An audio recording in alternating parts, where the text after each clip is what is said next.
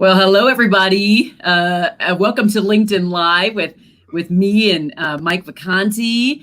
And I promised there were going to be some special guests, but I'm not going to bring them on quite yet because they're so special. We have to wait. It's very last time Mike and I were here. So Mike is the new author of Believership, the superpower beyond leadership, which I just love.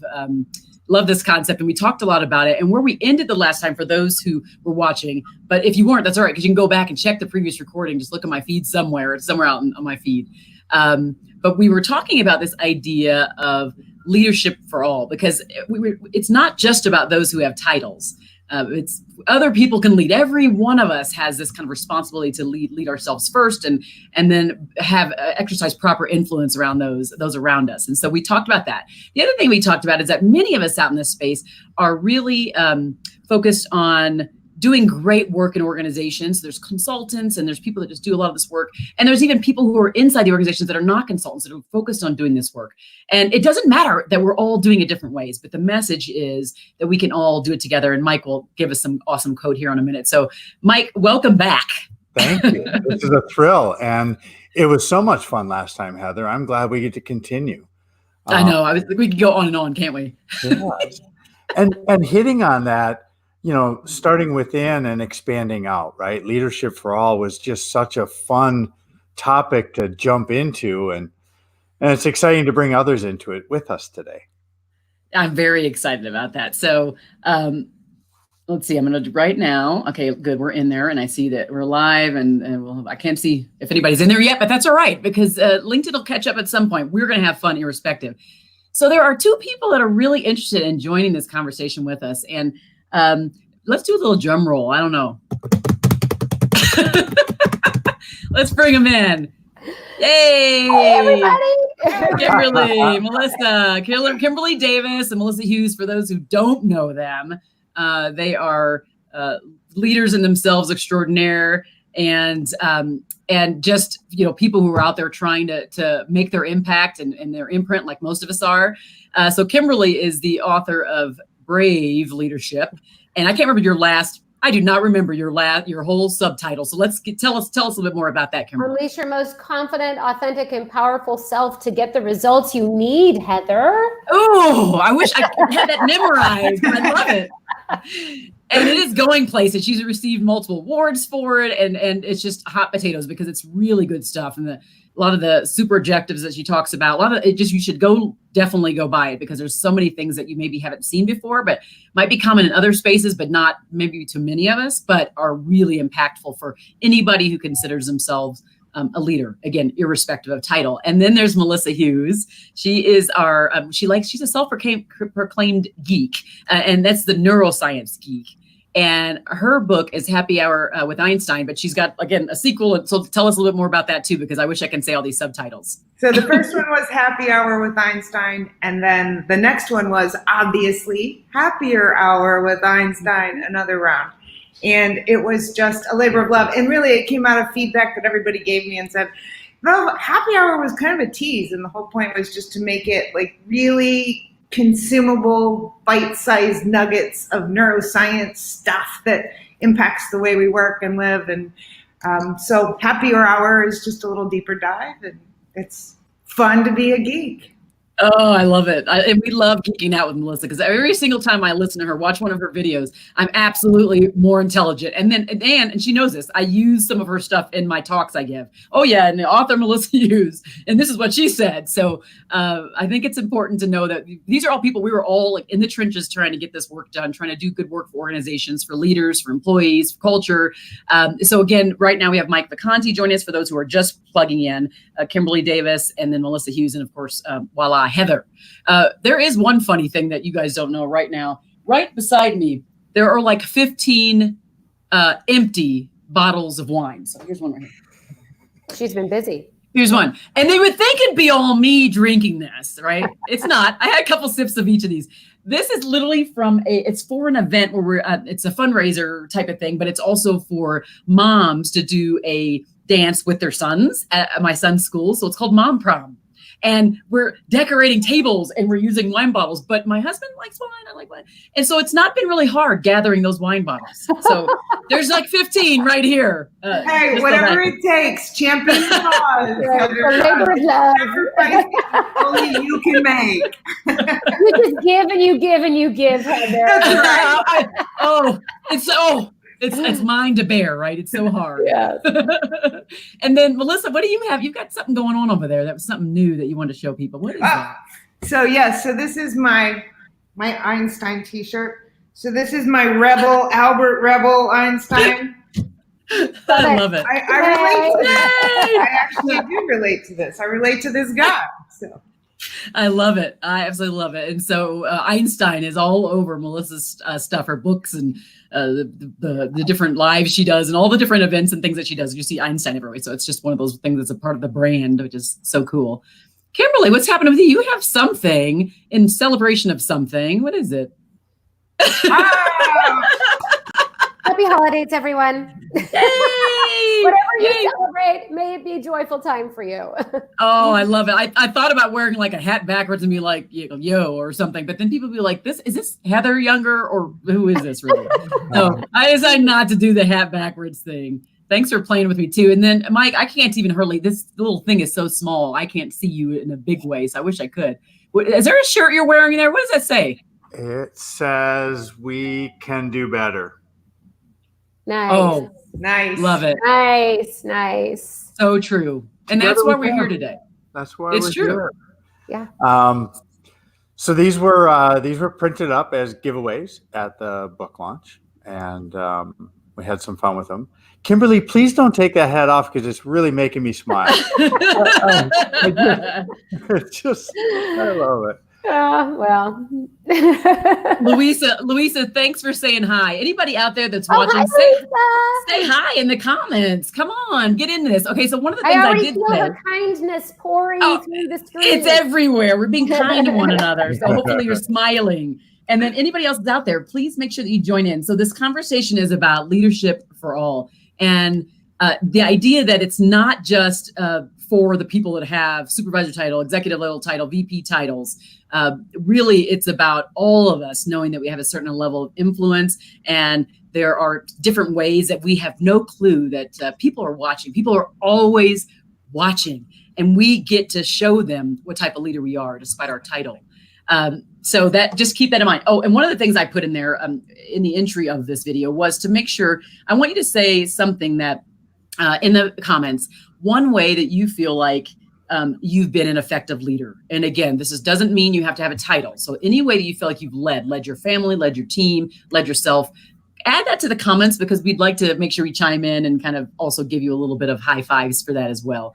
So Mike, let's start off with this idea, how we ended it, because we were talking, obviously some of the topic was on your book of believership and some of the concepts inside of there. But then when we got on the track of talking about leadership for all, I'd like to hear just more of your feedback on that. What does that look like for you, even inside the believership model that you bring out here now? Yeah, I mean, I love that. And some of those ideas I've learned from the three of you who have been very influential to me. And, but when we look at self-leadership, there's always growth in what we're doing for ourselves. But I am always amazed that whatever group we're in, even if it's a social group of friends, somebody in that group, it's usually not me in our group, that is going to make the reservation, pick the restaurant, right? Send out the emails and coordinate. They take the lead on that activity.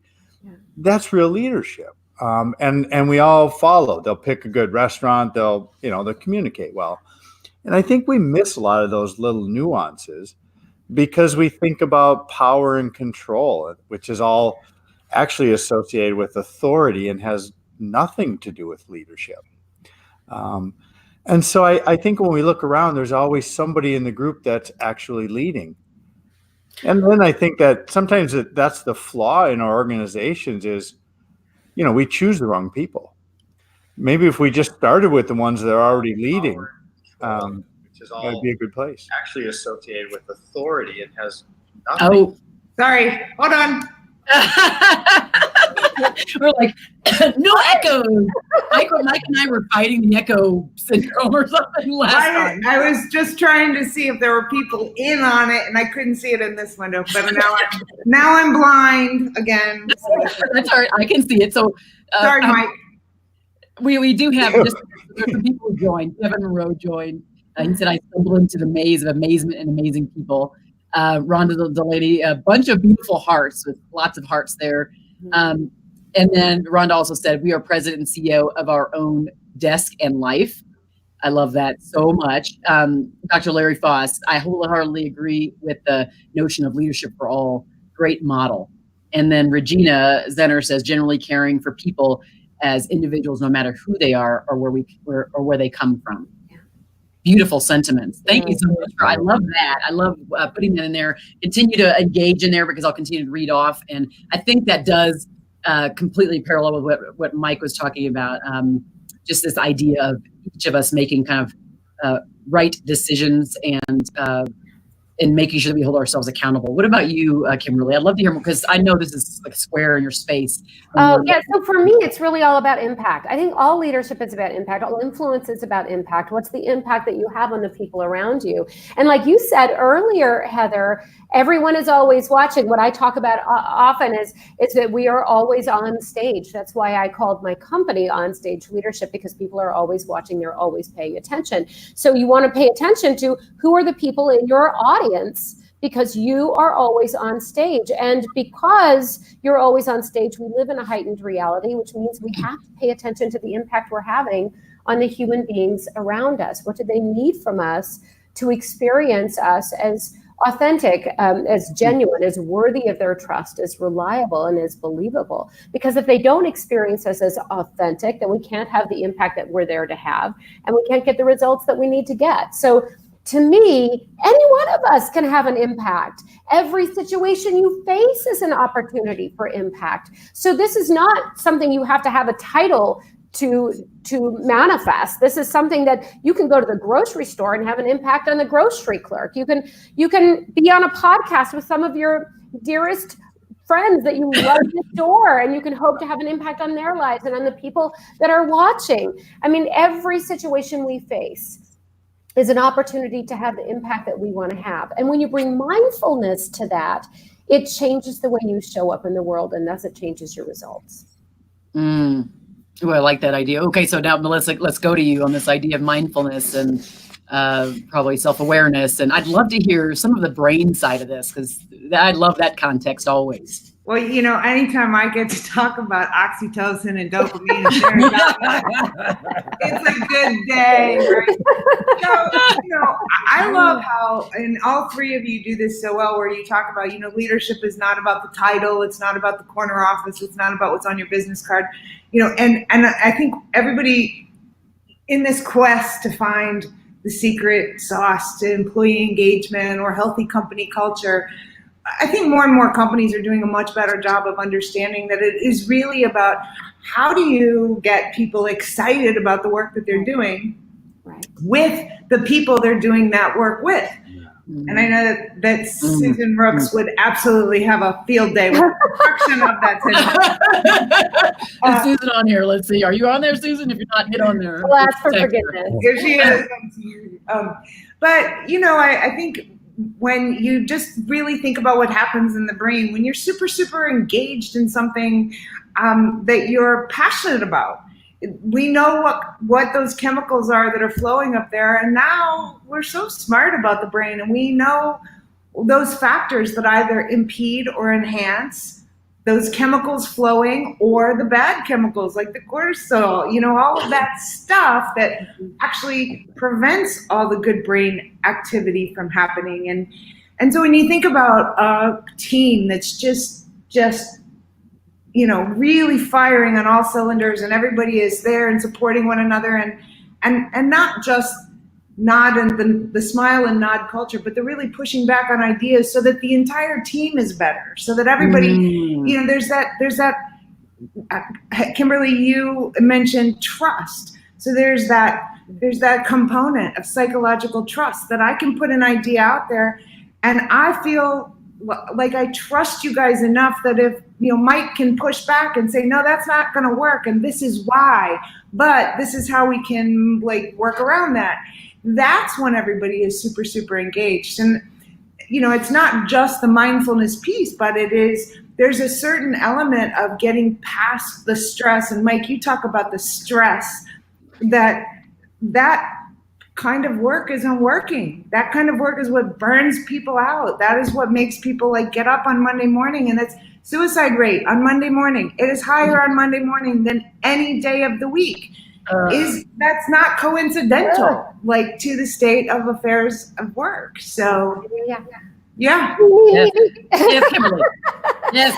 You know what keeps coming up for me as you're talking, Melissa? It's the intention behind the pushback that changes the game, right? So if you're pushing back because you want the attention and you want to be heard and you want to be right and you want to make them wrong or whatever that is, it's not going to create this wonderful flow of oxytocin. It's going to increase the cortisol, right? But if your intention is really clear, I want us to win, I want us to lift us up, I want to make us better, that changes how that pushback shows up in the situation.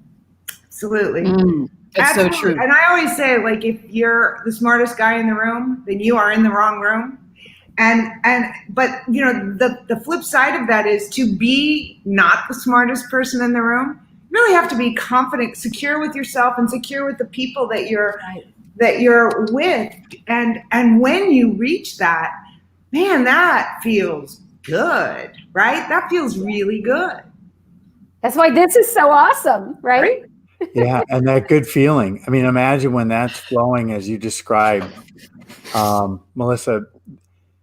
Monday morning being a struggle, as you described. Also think of when all that good stuff is going on. When you leave Friday, Monday, you kind of look forward to, right? It's like, I want more of that, right? The good juice was flowing. I want to get back in that environment where that energy was good, where the feedback and the engagement was actually fulfilling and enjoyable. And just what a difference that is. I just love the way you illustrate that. And it's rarely the work, Mike. It is rarely the work that shifts the attitude from I have to go to work and do X, or I get to go to work and do X. It's rarely the work. The task can stay the same, but it's always the people. It's always how you feel about that contribution to the bigger team. It's something bigger than yourself. And it's always the people that make and this just happened just recently. This was not in a work environment, but it was for my daughter. It was for Gabriella, which a few of you have met or know at least. She's in a school. She's an introvert, but they decided. I did this in the recent podcast too, so I talked about this a little bit. But the teacher wanted them to choose a particular speech, and it was just inside this book. And just for some reason, she decided to select Malcolm X, and she didn't know anything about him. So she started to read about his background, and she's like, because in most of her school she hadn't really learned about him.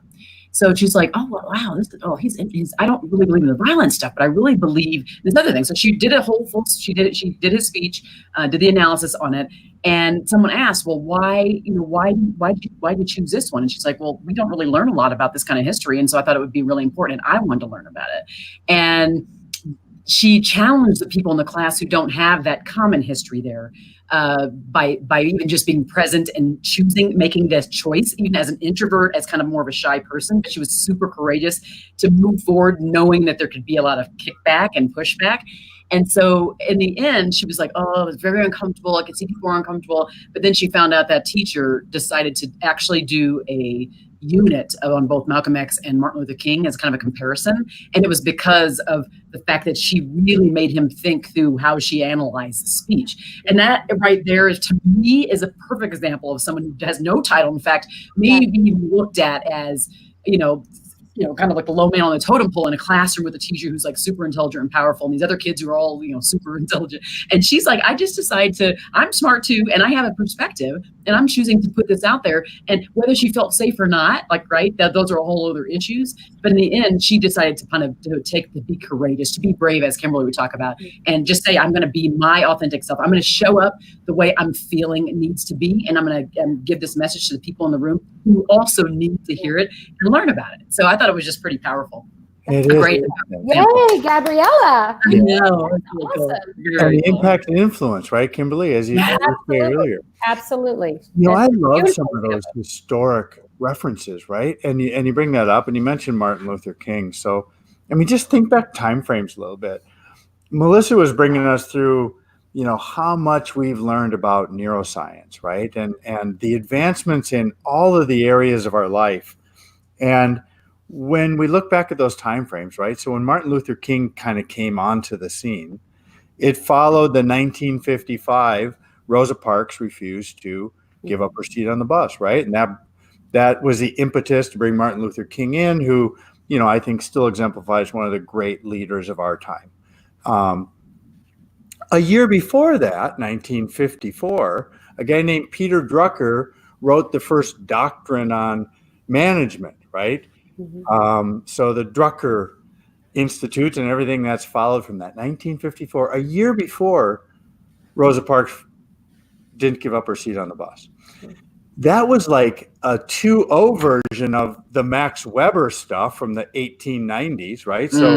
So here we go through all those years, 1954, Drucker kind of gives us a great update, 2.0, Weberism 2.0, which is still our de facto default, right? So when we look at all of the advancements that have taken place, even, you know, it's not accelerated fast enough. We haven't made enough progress, but the civil liberties has at least made progress since then. We're still operating today, 2020, advancements that have just blown out of proportion in every other area of our life. And we're stuck in this leadership belief that is the equivalent of a rotary phone. You know, Mike, that's so true. And that makes me think of the Taylorism Principle, which is a long time ago. You're not paid to think, you're paid to work. Just shut up and do your job. And like, what was that? 1920 something, right? I can't remember what it was, but we have people today that feel like that's what the attitude is when they go in, and people want to be engaged. They want to be passionate about their jobs. Yeah. But at the same time, I feel really encouraged because when I started this work back in 2008, nobody was having the conversations. I mean, it was me in an echo chamber, and people looked at me like I had 3 horns on my head. Like, what authentic leadership? What the heck is that? And purpose? What does that have to do with leading?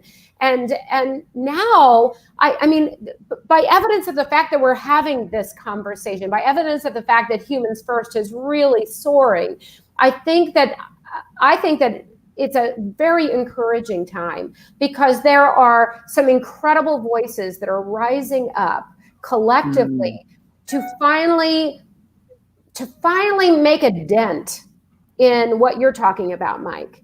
And I see real hope there. We've got a long way to go for sure, but I see real hope and progress here. And you bring up those different streams, right? So it's not like one way is going to be, you know, the Holy Grail or the one way to get it done. And I think that's kind of where Heather and I ended last week and brought us all together today is it's each of us individuals and all of those in the audience and everybody, as you said, with, you know, knowing your impact, right? And so showing up as ourselves, that's the stream that's needed. We just need to point it in the right direction. Well, I mean, what's so great too is that you know, you look at Heather's background, you look at Melissa's background, you look at my background and your background, and we're all so very different. And alone, we can do so little, but together we can do so much. Thank you, Keller, right? And so alone, I felt like I was Goliath, you know, battling it all by myself, you know, David battling Goliath, right? Not Goliath. But now I found other people that are doing this remarkable work in the world. And so collectively, what can happen? Because Heather's true to her path and Melissa's true to her path and you're true to your path. Collectively, we rise up and we're better together. Supporting each other and supporting each other. Right. Because I want you to win, because you winning is a step in that direction and it moves the ball and it invites others in to the path because they can come alongside of you, with you, find themselves in Heather's message and Melissa's message, right? And so it was really interesting. I got a LinkedIn message from a guy who said, I'm speaking about authentic leadership and I found your work. And so what I immediately did is, okay, so if you speak about authentic leadership, here are the people you need to connect to.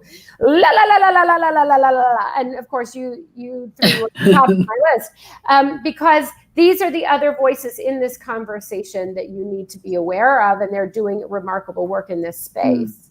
But it's the work that we're collectively doing that I think raises the noise. Kimberly in that hat going la la la la la la. I kind of wanted to come in with a fa la la la la. Hey, Faith, I see what you just put out there. So she said, I still today get back and forth debates regarding my work ethics due to poor management. Not just anyone should be promoted to management. Companies lose great employees due to poor management daily. I stand my ground for my work.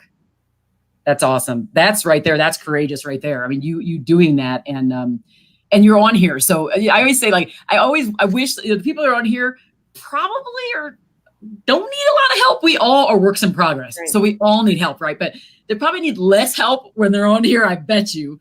Because right now there are 32 people watching, which, by the way, chime in some more. So Faith, thank you. I know Regina had to hop off. But anybody else out there, again, we're talking about leadership for all, but we're also talking about how we all get there and what the journey looks like, and that the journey is not cookie cutter, that it's different. And I'm here, of course, with Mike Vacanti, author of the book Believership. And I'm going to go into all these awesome books that we have. When we got Kimberly Davis here, Brave Leadership, and then Melissa Hughes is Happy Hour with Einstein, or Happier with Einstein. And then, of course, there's me. So we are all here, and we are getting to the place we want to be together on a different path, unified. Hopefully the voice is bigger, and we want you to join your voices together with ours. And so we've got Dr. Larry Ross. So yes, the father of management. People do want to be engaged, and I speak about this in depth in my book, So Sociology of Leadership. It is more than just being real. Then Andrea, I apologize if I pronounce this wrong, Clow or Clo. And then it says, because I want to win too. And then Faith says, just thank you. So they're all just kind of chiming in. But I want to make sure that, that we know your voices are out there. If there are any questions you want to ask these whizzes right here on leadership and brain science and believership and just culture, please just go ahead and do that. If there are things that you're being challenged with right now, whether as someone who's managing people or not, absolutely ask those questions, and I'll make sure I pose them to them as well while they're here. So Heather, I have a question for all of them. So I have a question for the group. So, we talk about influence all the time, and whether it is influence in the workplace or influence in your home or influence in your community, like, I would challenge people to think of what is one way, Mike says we can be better. So what is one way that we can be a better influence in whatever circle you pick, whether that is at work or, to Kimberly's point, at the grocery store or wherever it is. So I think sometimes just hearing other people share those examples of, I can be better in this space, or I can do this better. One of the people that I've learned this from the most is Kevin Monroe, because Kevin Monroe does his gratitude challenge. And one of the things that I love about that is I listen to people share what they are grateful for, and I think, my gosh, I'm grateful for that too, but I hadn't thought about that in like 10 years, right? So it was, and then once somebody kind of puts that into my field of vision, then I go, yeah, I am grateful for that as well. And so I think just sharing those ideas of, this is how we can be better, this is how we can expand a more positive influence in our space. I think sharing that is sharing a positive influence in our space. That's huge. So I would invite anybody who's watching to share their ideas of how they can share positive influence. And I love the input that you get. So you're reading off of that, Heather, and the doctor, psychology of leadership. There's obviously brilliance in that, but it brought up something for me is, we often talk about management and leadership, and somehow in there we made them synonyms of each other. And I truly believe that to do them well, we have to understand they're two different skill sets. Management is a great skill set, and to advance into a position of decision making, around business, management is really, really important.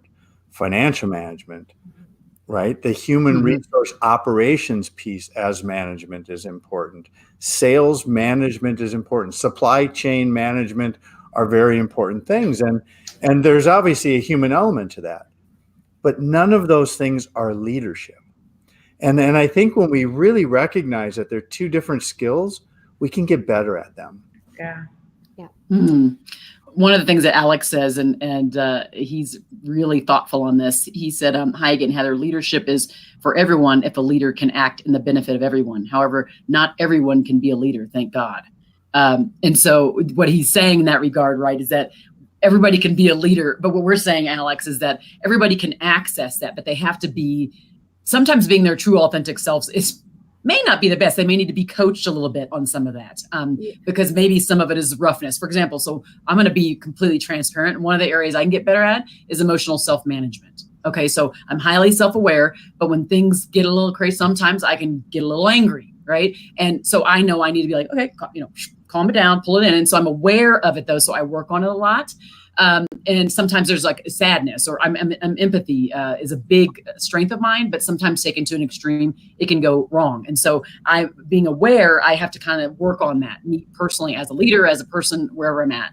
So I appreciate you, Alex, talking about the fact that, wow, we can say leadership's for everybody, but not everybody has the focus on other people, on, it's them and them and them and growing and going up in the company and moving on and, making more money or whatever it might be. And it's not always focused on the people inside the business, inside the walls where people are moving about and you're caring about them. And I think that's what he's getting to because he's posed this discussion to me before. What are your thoughts on that? Well, what came up for me, Heather, is that inherent in leadership is an immense responsibility. And I think for the impact that we have, a responsibility for the impact that we have on the human beings around us. And I think that's often lost in the conversation around leadership. Leadership, like Mike was talking about, so often people will confuse it with a position or a title or with management. But leadership is about the people. So it's inherent in that is responsibility for the impact you have on others. I love that. That's a good thing to call out very specifically. It addresses Alex's issue. And then we have Andrea on here saying, ask permission before offering feedback and be okay with a no if the other person's not ready to receive your thoughts in that moment. That is a great sign of respect towards the other person. Even ask permission from your boss, wife, and mother-in-law. That's one thing. Faith says, what I'm learning through my experience is what we'll do better when I'm blessed to be in a management position again. Mentoring, supporting, and feeding positive and constructive feedback into employees creates a positive outlook on you as manager. Your team is only as strong as your skill sets as a manager and a leader. Yes. Yeah. And I go a little bit back and forth on the management and leadership side. And that's just because I do believe management has been giving a really a poor or bad rap. And it's because there have been those people who have been, basically tactically, if you have a authoritative title, you do manage people. Do you also lead them? That's the question. But you can be both a manager and a leader. But you do, like as they're talking about, Alex, for example, you do also have to be outwardly focused on the people, as Kimberly just talked about, right? I always joke around a little bit that, anybody that thinks you can control and truly manage people has never raised a teenager. For sure. And then I said, and if you really think that that's what you're going to enforce on your teams, then I would suggest that, certainly you would have the budget set aside for, college education. You'd have the budget set aside for retirement or whatever it is, but certainly create another bucket for those children that you're controlling and managing for therapy. When they hit about 25 years old, you're going to need a big bucket for therapy. That is an amen like I've never heard it before. Yes, I love that. Awesome. And I've got two teenagers in between and elementary person.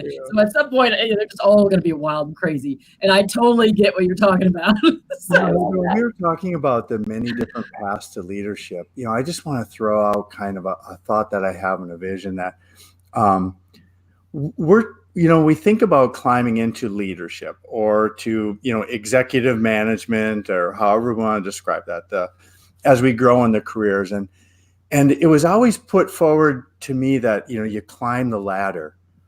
And what occurred to me is that one ladder was the same ladder for everybody. Yeah. And we all had to fight our way up the rungs, but it was a defined ladder, like there was only one. I truly envision a world we're going to jump into quickly. When our humanization of the workforce catches up to all the other advancements we've made in business, that there are many ladders. And some people actually can create their own ladder and envision something different. So if I want to bring my ladder to climb and rise, I think that should be honored. And when we're truly get into that more expansive mindset, we can start breaking through some of the diversity inclusion issues we have.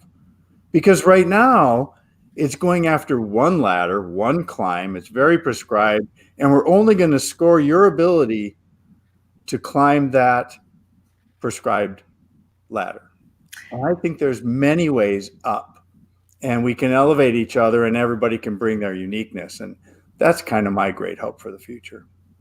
I agree with that, Mike. And I would just add to that, when we think of that one ladder and that one climb and that one path, what that does is it kind of sets this defined set of, here are the veterans, and they are the people who are going to teach the newbies how things are done. And in doing that, why bother hiring the best and the brightest of these youngsters? And I say youngsters only because I'm old, but these youngsters that are coming in and they think completely differently than we do. They communicate completely differently than we do.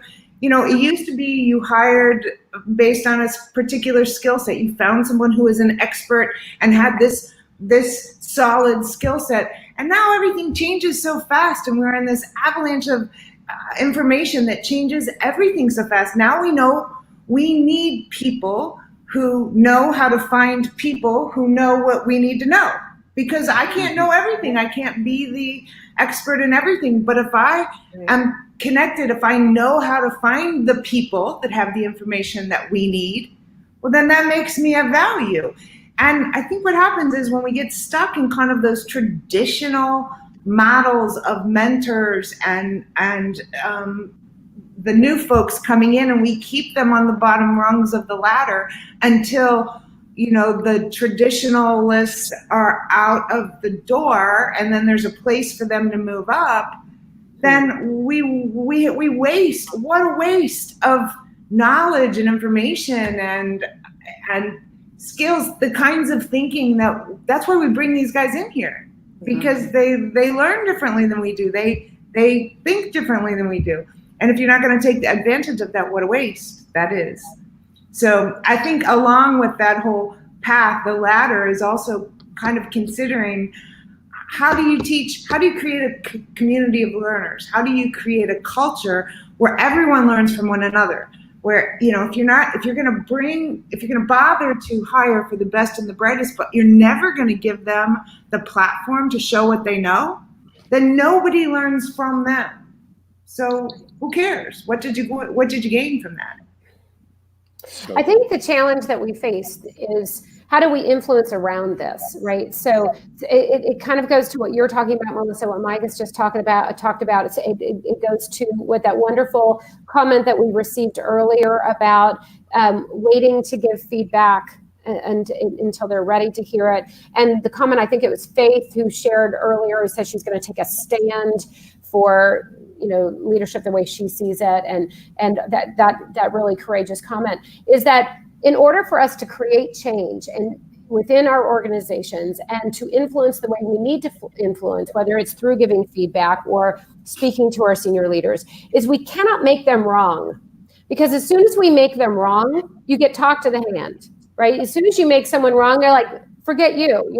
So the truth is we have to approach it from an authenticity perspective. What do they need from me to experience me as genuine, worthy of trust, reliance, and belief through their lens? Yes. And that's really hard to do. Yes. But if you can do that, if if you can give feedback to someone, really tough feedback to someone, asking yourself before you're giving the feedback, what do they need from me to experience me as genuine, as worthy of their trust, as someone they can rely on and believe in the face of the fact that I'm having to tell them some really hard things? How do I frame that feedback so they can hear it? How do I frame this declaration for what we need in the organization with my senior leaders so they can hear it through their lens? Because if we continue fighting the battle of I'm right and you're wrong, nothing is going to change. Just look at our government. It's so true. Please don't make me. Please don't make me. Let's not go there. Okay, I'm sorry. Alex brought up a good thing again, and he said, let's see, how can you teach someone to care? Someone can be thought, quote unquote, to act as a leader, like Morgan Freeman acted Nelson Mandela in Invictus, but the act will stay just an act, and sooner or later someone will get disappointed. And I thought that was that's always an interesting one, because here's the thing. I mean, the foundation for me for leadership is that you absolutely have to care. You have to care, period. And what does that look like? And you provide, specific examples of that. But that would be, one of your team members hits up against the wall on a project, and instead of you coming down on them and writing them up or threatening them or whatever you may do with them, you actually sit with them and brainstorm and find out what it was they did wrong and try to help them overcome that particular obstacle that they had. And when you do that and you engage with them without judging them, that is a way of showing caring. Now, there are people who are just never going to be that way. So care is, if you think of care as the building block for leadership, some people, we will just never get there and we can't call them leaders. So Alex, you're right yet again, that's in fact true. And I think a lot of it goes back to this idea of self-awareness. If they aren't even aware of, sometimes they don't even know what caring is like. Sometimes that wasn't modeled in their own home. And maybe Melissa, you can chime into some of this, but if it's not modeled in their home, they may not even know what true care looks like. So sometimes it's just getting someone who either mentors or coaches you to share with you what care looks like in a relationship, in a working relationship, in a manager and employee relationship, whatever that might be, in a coworker relationship. What does that look like? Because I find that, through some of the coaching I've done, that people they're like, oh, like you were talking about, Kimberly, oh, their lens, not mine. Yeah. And it's it's not that they don't care. And it's just they don't even know it. So I'm curious to know, Melissa, what would be your feedback on this idea of just maybe it's just not their lens, it's not part of their background. It's not sewn into their brain, maybe when they're even kids. What does that look like from a leader's perspective? Who's that to? That's you, Melissa. Oh, I think that is something that we need to learn how to do. I do not think that comes naturally, to step into someone else's shoes and try to see what their perspective is. I think that takes intention. Mm-hmm. And I think that when we can do that, then we are better at everything. We are more empathetic. We are better communicators. We can do, not just in leadership, but we're just better people when we can do that. But I think that takes real intention and practice. Mm-hmm. And like I said, that is not something that I think comes naturally to most people. And, so I also think the flip side of that is, we see everything about ourselves. We see all of our good stuff and all of our not so good stuff. And we tend to compare everything about ourselves with only what we see of others. And sometimes what we see of others is only the most polished versions of what they want us to see. Yep. So, sometimes we don't see their authentic selves, and we only see what they've given us, that view that they've given us. And so I think, what Mike says is, getting to the human side of things and really understanding that we all have this human side. We all have these vulnerabilities that we don't want a lot of people to see, or that we may keep hidden away. And only when we feel like we are safe and that we can trust the people around us, that we can share that authentic self, we can share that intricate tapestry of all the icky stuff and all the good stuff that makes us completely uniquely us. That's, I think, when then we can start to see what's behind the curtain of everybody else. But that starts with understanding and accepting who we are ourselves, like individuals first. Yeah, and even like the work that you do in that guardian ad litem space with children and families, and we talk about this idea of a lens and how they frame things in their mind based upon what's happening in their past, and they bring that into the workplace, and they bring that into the grocery stores, right? They bring that into everywhere they're at. They walk into there with that lens, and then they treat other people, and they either do or don't exhibit care in line with that person that's in front of them based upon that. And that's the most interesting part, I think, of all of this and the work that we do, is helping organizational leaders understand the frame at which they're approaching other people. How are they doing that? And that it takes a lot. It's hard work, and on our own part, right? That's why I say we're all works in progress. We are actually doing that work every day. How are we coming in front of people? Are we making assumptions that everybody's starting off from where we're at? We've all had different journeys. And so we just have to watch out about those assumptions, about the lenses and how people are framing those out, and understanding what those are. It's just pivotal to this whole leadership at all, even this whole concept of this is critical, right? I think it's so good because, part of what we've been doing, or the pattern that's been there for decades now, is we're still trying to drag all those old fables forward into the modern era. And the modern era says that we're going to have more significant, more rapid change than any other time in history. So true leaders have to be navigators now, not just solid staged rocks or points in time. It doesn't work. It's being able to operate in a moving, fluid environment and keep people cohesive, moving in the same direction together, right? That's real leadership, is to keep everybody moving in that direction and feel, enlivened, engaged, and empowered.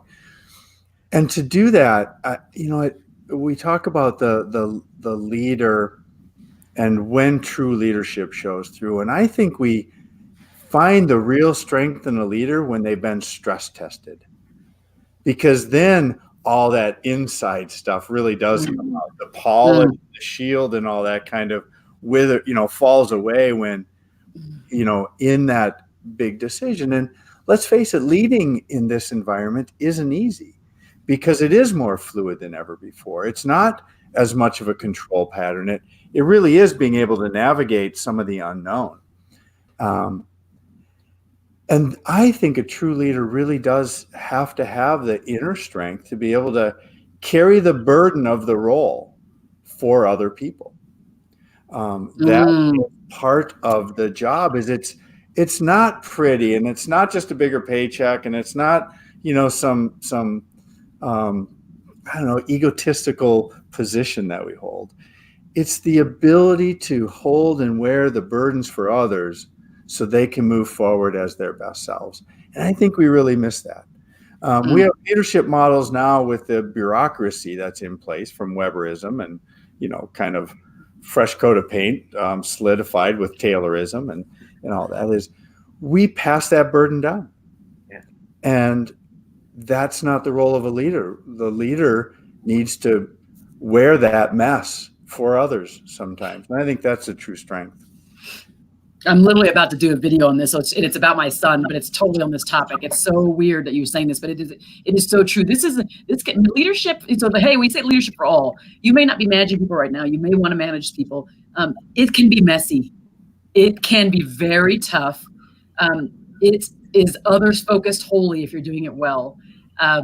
That can get exhausting sometimes. It can be uplifting in so many ways too, but just to know that those maybe who are watching right now, we've got almost 50 people on. If you aren't someone who's, for example, managing or supervising, and you hope to, there are different levels or added levels of complexity that move you from where you're at now, leading, being an influencer and impacting those around you, and then having this level that Mike is talking, this level of responsibility. So I know that I have people, I have a couple of my wonderful guests that are going to have to jump off. And so here's what I want to do. I'd like to we'll pick another time where we can all get on here again, because I think people were engaged in this.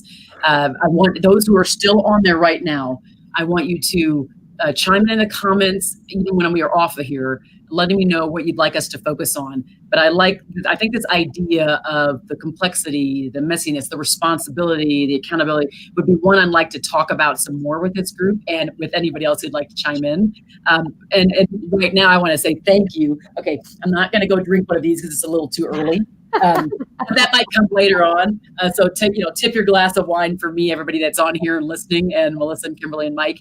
And I want to thank all of you for coming on here, the three of you, and just lending such a rich voice to this conversation. I just absolutely love it. I'm so excited to have you here. And then anybody who joined out there, just continue to chime in and be a part of this conversation, because this is just not us speaking to ourselves. This is us speaking with one another, and we're just happy to have you. Any last minute things before everybody has to jump off, because I want to be real cognizant of that. No, this was awesome. No, and I just, Heather, I just thank you for all the work that you do, because your work is so valuable. And you said something about you get smarter every time you watch one of my videos. Well, right back at you, sister. I get smarter every time I watch one of yours. So kisses and hugs to all of you. And don't forget to go out and buy Mike's book, Believership. Go ahead and do that, like right now. We all have books too, but I know his is the one. It's out here new, so go do that. And we'll try to get back together so you can all chime in and see and hear from more of their brilliance. And of course, we hope to hear from yours as well. So thanks, everybody. Thank you. Bye.